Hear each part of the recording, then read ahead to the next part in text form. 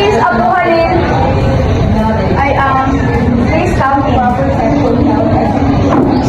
We empower individuals to make informed decisions and patients.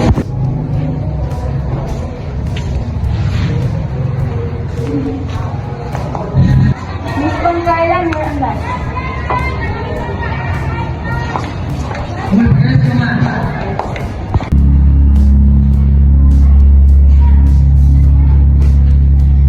Miss Vilalang.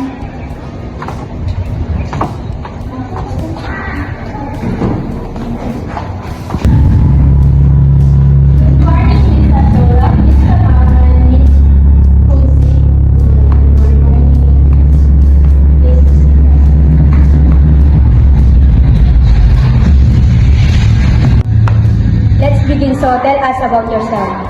I volunteer in community activities and I graduated with a degree in business administration.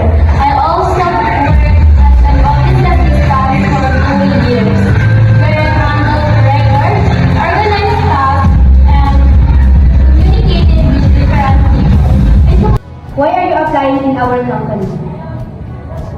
I am applying because I want to serve the community and be part of an organization that values discipline, teamwork, and public safety, which I believe are important in the Bureau of Fire Protection.